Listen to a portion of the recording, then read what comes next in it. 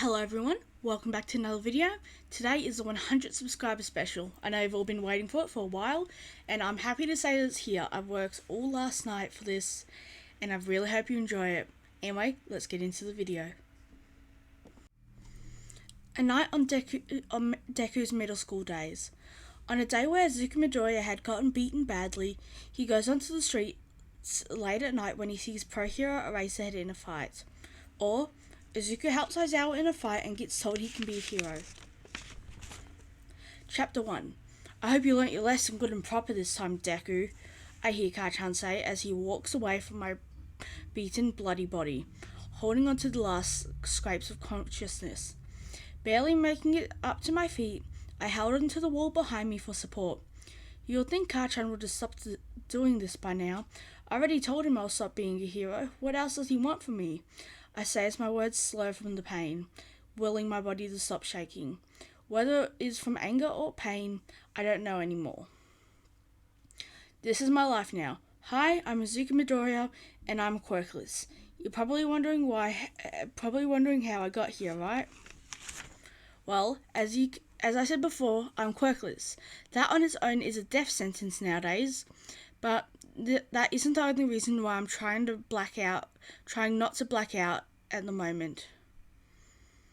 Despite being quirkless, I've always had the dream of being a hero, but ever since my idol told me my dream wasn't attainable, I stopped hoping. Shaking my head at the thought, I ended up doing more harm than good, and it made me even more disoriented than before. Damn it, I whispered to myself, taking another moment before letting go of the wall and making my way home. Luckily it was a Tuesday, and Mum would have to work a little later than normal today, so I would have time to patch myself up.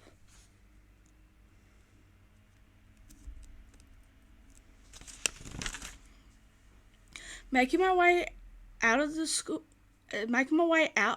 grounds, I see that the janitor was about to lock up the school gates.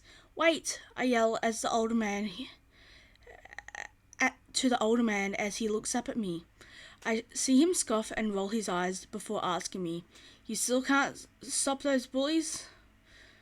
The janitor doesn't give me a chance to answer before continuing. It's bad enough that you're quirkless, but you can't even fight? Pick a trouble. That hurt a little, to be honest. Most adults were more discreet about their insults, but this man never covered it up. At this point, I don't know whether I've just gotten used to it or not, but I appreciate knowing what adults think of me and just not say. I quickly make my way out of the school as I thank the man before making my way home as fast as I could with my injuries. On my way home, I see a villain fight and take out my notebook to analyse the battle. Just because I've finally accepted that I can't be a hero doesn't mean I can't have some fun while watching them anymore. Getting a closer look at the scene, I see that Snipe was fighting a villain with another gun quirk. Overall, it was an interesting fight, but with Snipe's almost perfect success rate at capturing villains and rarely ever getting injured in fights, the low-level villain had no chance of beating Snipe. I take a look at my phone and my eyes widen. Somehow it was already 6 p.m. Coming to the realization that Mum would be home in less than 2 hours, a rush of adrenaline pumps through my veins as I take off running, trying to limp as little as possible because despite how desperate I am to get home, I can't have people viewing me as any more useless than they already do. Getting to my home, I take a look at the time. Good, a little over an hour to patch myself up before Mum gets home. Swiftly making my way into my room, I take off my top so that I can see the new collection of bruises and scars that got added to my chest and arms. Great, I sigh. As I start to put on to put some burn cream on the burns and numbing gel on everything else, which ranged from small cuts on my arms to the multiple bruises littered across my skin. I let out a hiss of pain as I put on a different top and put the dirty clothes in the washing, making sure to get any blood stains out of them first. Finally, sitting at my All Might themed desk in my All Might themed room, I shake at my idol's eyes staring at me from all directions, his gaze constantly telling me that my biggest dream is impossible. Chapter 2. Shota Aizawa says goodbye to his husband as he leaves the house to go on his nightly patrol, locking the door behind him so that his husband Hasashi can sleep without worrying about potential murderers. Despite the fact that they were both pro-heroes, it was an unspoken agreement the two of them had made after they had lost Oboro, graduated high school, and moved in together. Shota may not be one to express his love through words, instead choosing loving acts whenever they were alone, just to show how much he loves the man. With Shota zoning back into reality, he makes his way up a fire escape near his house before running across the rooftops, keeping an eye on the city that he calls home.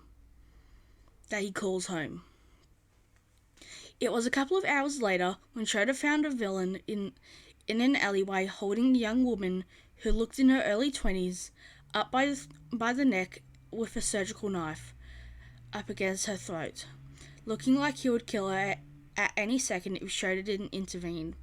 Just before Shota jumped down from the building, he saw a young boy with green hair looking at the crime in progress, frozen in fear. Shota sighed as he jumped down while bringing his capture weapon around the wrist that was holding the scalpel before erasing the man's quirk.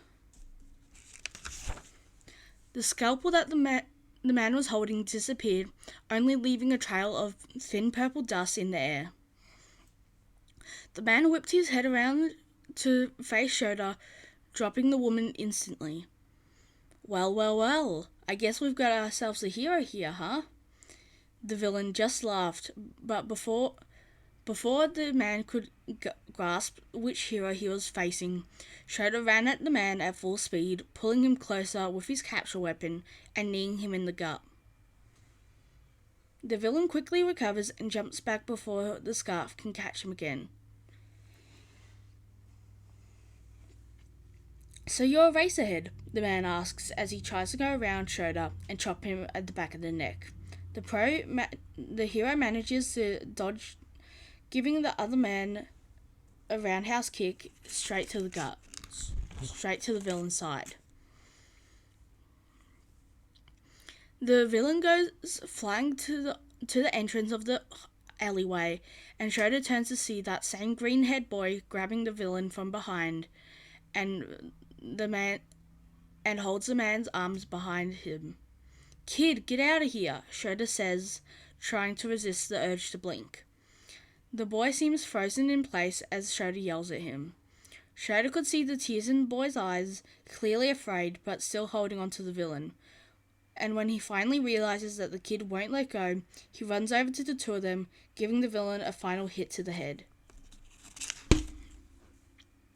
The air was silent for a few seconds after, just to make sure the man was knocked out, before Shota sighs, "Would you like to explain why you're out on the streets in the middle of the night?" The man asks as he walks back over to the victim to make sure she was okay. "Are you some kind of new vigilante? If so, you should stop now before you get yourself killed," Shota says before talking to the victim in a softer tone, as he hears the kid slowly walking closer to him. "I'm sorry, Mr. Razorhead. I can promise you I'm not a vigilante. Not that I could be one anyways." Shota knew that the kid didn't want him to hear the last part based on how quietly he said it. And for a second, he considered not pressing the topic, but he was just too curious not to. So just as the boy was starting to walk away, Shota asked the question, Because you're going to be a hero? He asked, almost feeling the piercing gaze staring at him as he heard the footsteps come to a stop. I can't be a hero either, the boy said with a tone that could only be described as painful. This made Shota turn his head before asking the woman if she was okay or right now. When he heard a quiet yes, Shota stood up and walked closer to the boy. And why is that? He asked, as he stood face to face with the boy. Because I'm quirkless, the boy said quietly, ashamed of his answer.